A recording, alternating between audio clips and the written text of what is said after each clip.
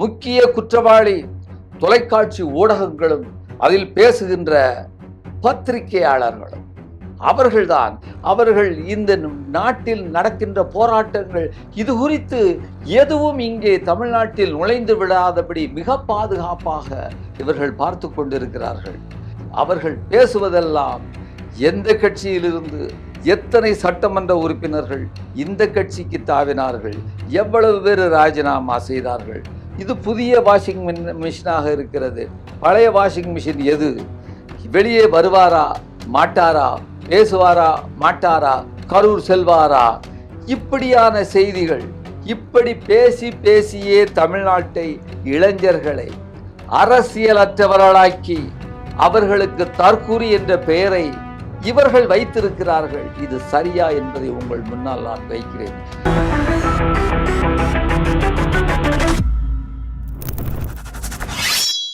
வணக்கம். K Balakrishnan, rooster செய்திகளுக்காக.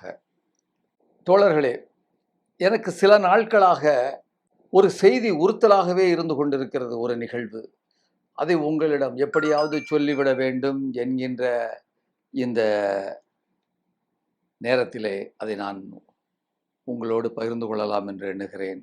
நம் நாட்டில் உள்ள மாணவர்களும் இளைஞர்களும் டெல்லி ஜந்தர் மந்தரில் தங்கள் எதிர்காலத்திற்காக போராடி கொண்டிருக்கிறார்கள். அகில இந்திய அளவிலான முக்கியமான பிரபலங்கள், சிந்தனையாளர்கள் போராட்ட களத்திற்கு சென்று தங்களுடைய ஆதரவை தெரிவிக்கின்றனர், அவர்களோடு இருக்கின்றனர், அவர்களுக்கு உற்சாகப்படுத்துகின்றனர். நம் நாட்டில் உள்ள அரசியல்வாதிகள், எல்லா அரசியல்வாதிகளையும் நான் குறிப்பிடவில்லை, பொதுவான அரசியல்வாதிகள் தங்கள் சொத்துக்களை காப்பாற்ற வேண்டும் என்பதற்காக அல்லது ஆட்சியை பிடிக்க வேண்டும் என்பதற்காக இயங்கிக் கொண்டிருக்கின்ற, போராடி கொண்டிருக்கின்ற வேளையில் இந்த இளைஞர்கள் அதற்காக போராடவில்லை. தங்கள் நலனை பற்றி கவலைப்படாமல் இந்த நாட்டில் உள்ள அனைத்து மக்களையும் பாதிக்கக்கூடிய கல்வி புலத்தில் வியாபித்திருக்கக்கூடிய ஊழலுக்கு எதிராக போராட்டத்தில் இறங்கியுள்ளார்கள். அங்குள்ள மூத்தவர்கள் களத்திற்கு சென்று தங்களுடைய ஆதரவை தெரிவிக்கிறார்கள். என்னுடைய குழந்தைகள், என்னுடைய பேர குழந்தைகள் களத்திலே இருக்கும் பொழுது நாங்கள் எப்படி ஐயா நாங்கள் வீட்டில் இருக்க முடியும் என்று ஊடகவியலாளர்களை பார்த்து கேள்வி கேட்கிறார்கள். பாட்டிமார்கள், தாதாக்கள், மத ஒற்றுமை என்பதை எல்லோரும் வாயால் சொல்லிக் கொண்டிருக்கிறோம். ஆனால் அங்கே மத ஒற்றுமையை பற்றி வாயால் பேசாமல் களத்திற்கு வந்து போராடும் இளைஞர்களுக்கு பரிமாறக்கூடிய உணவு பரிமாறிக்கொண்டிருக்கிறார்கள், சர்பத் பரிமாறிக்கொண்டிருக்கக்கூடிய இஸ்லாமிய இளைஞர்களை அங்கு நாம் காண்கிறோம். அதுபோன்ற அந்த வெயில் புழுக்கம் தாங்காமல் இரவிலே அந்த படுத்திருக்கக்கூடிய அந்த இளைஞர்களுக்கு, மாணவர்களுக்கு, மாணவிகளுக்கு, இஸ்லாமிய முதியவர்கள் இரவு முழுவதும் விசிறி விட்டு கொண்டிருக்கக்கூடிய அந்த செய்தியை பார்க்கிறோம். பின்னணியிலே எப்பொழுதும் ஒரு புரட்சிகரமான பாடல்கள் ஒலித்து கொண்டே இருக்கின்றன. அம்பேத்கருடைய படம், பகத்சிங்குடைய படம், ஆசாத்துடைய படம் போன்ற படங்கள் எல்லாம் காந்தியினுடைய படம் பின்புலத்தில் இருக்கின்றன.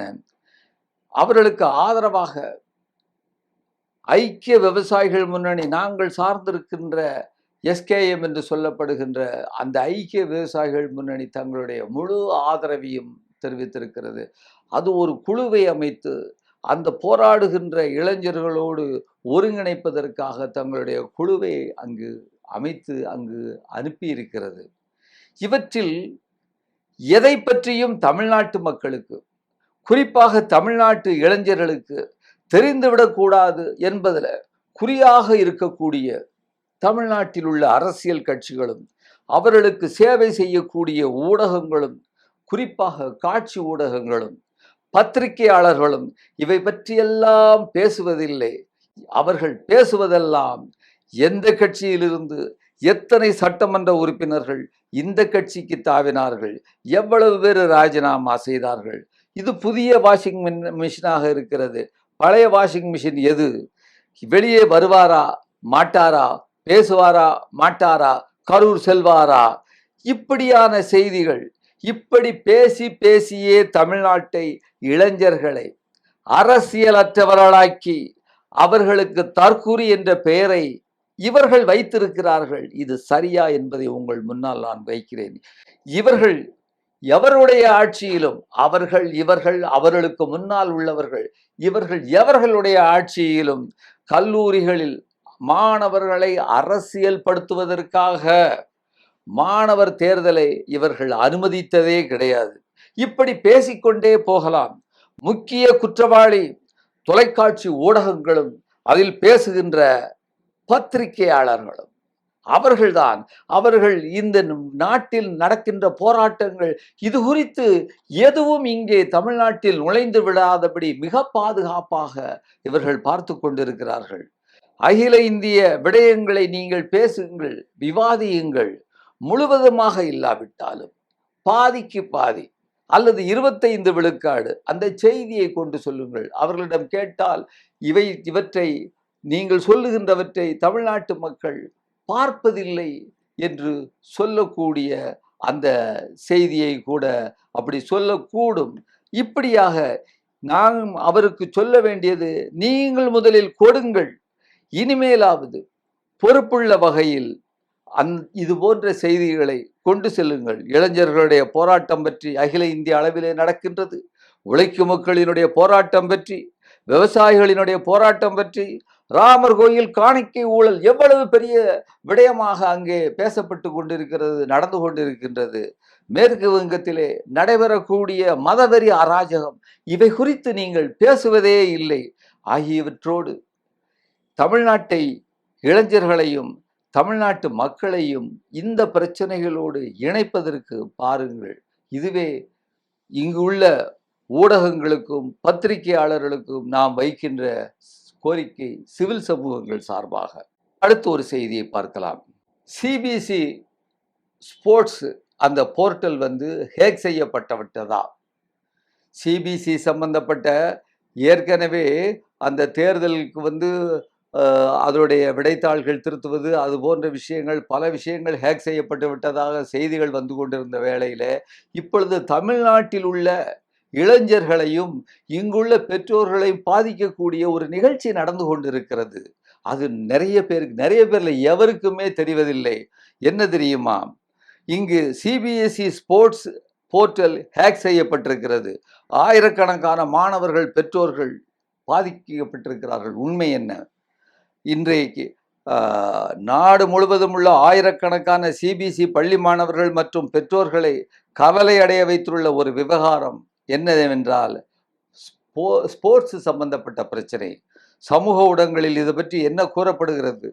சிபிஎஸ்இ ஸ்போர்ட்ஸ் போர்ட்டல் பல நாட்களாக சரியாக செயல்படவில்லை. போட்டிகளுக்கான அட்டவணை வெளியாகவில்லை. ஏற்கனவே பெற்றோர்கள் ரயில் டிக்கெட், விமான டிக்கெட், ஹோட்டல் முன்பதிவுகள் எல்லாம் செய்துவிட்டனர். ஆயிரக்கணக்கான, 10,000 ரூபாய்களை செலவு செய்திருக்கிறார்கள். ஆனால் சிபிஎஸ்இ தரப்பிலிருந்து தெளிவான எந்த தகவலும் இல்லை என்று இங்கே அவர்கள் குற்றம் சாட்டி கொண்டிருக்கிறார்கள். உண்மை நிலவரம் என்ன?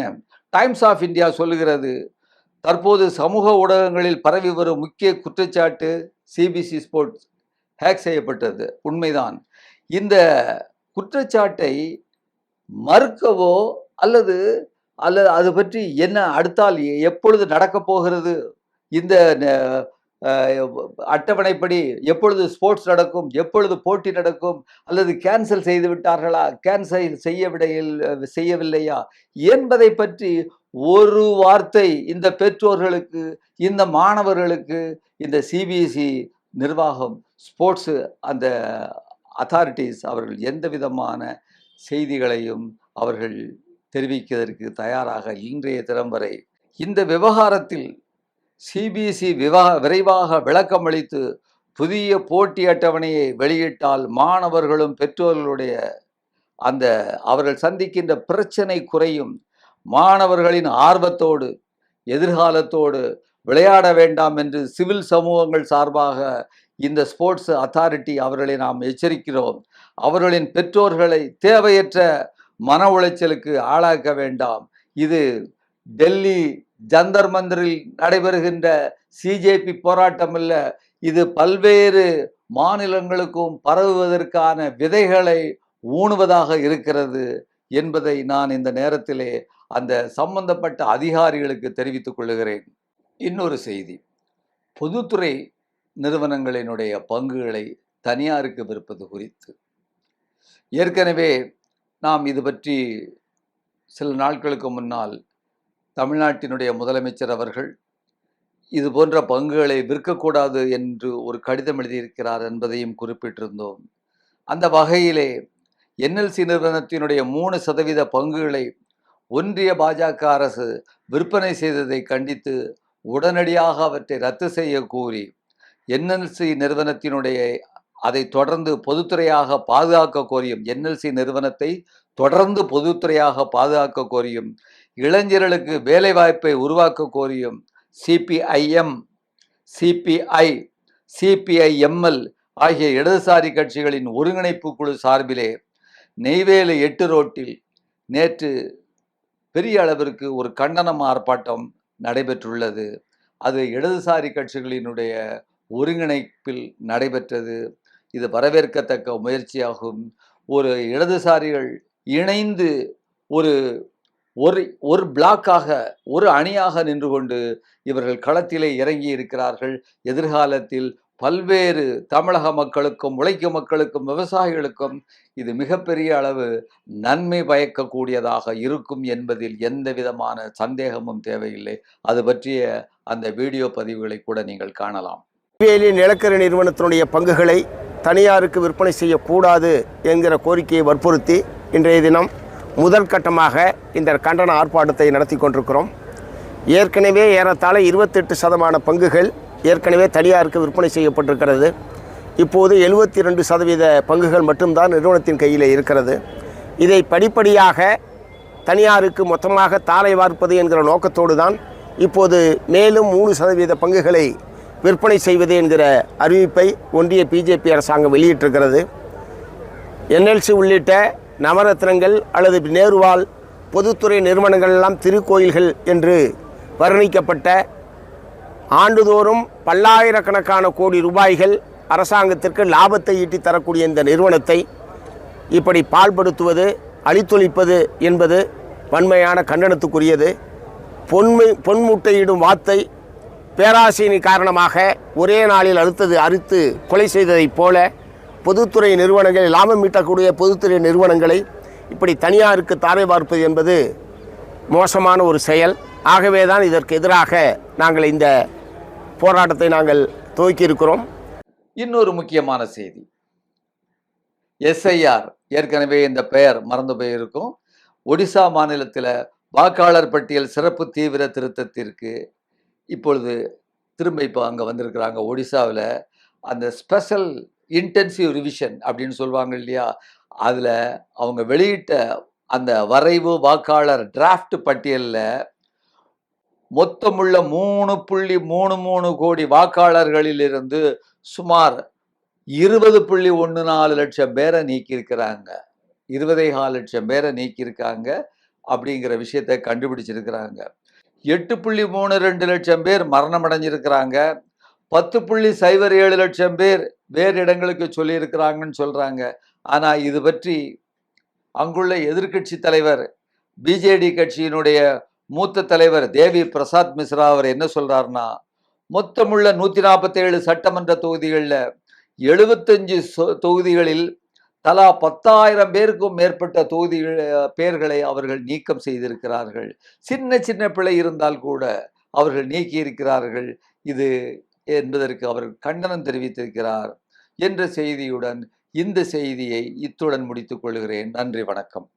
ஊடகம் கார்ப்பரேட் அரசியல்வாதிகளின் கைப்பாவையாக அடிமைகளாக இருந்தது போதும். இனி சாட்டை எடுத்து சுழற்றும் நேரம் வந்துவிட்டது. ஊடகம் பொதுமக்களாகிய உங்களுக்காக, உங்களாலேயே இயக்கப்பட வேண்டும். ஊடக சுதந்திரத்திற்காக உங்களின் பங்களிப்பை இன்றே அளித்திடுங்கள். ஓ, அப்ப அந்த மிஸ்டர் அண்ட் மிஸ்ஸஸ் பெர்ஃபெக்ட் உண்மையிலேயே வர்த்.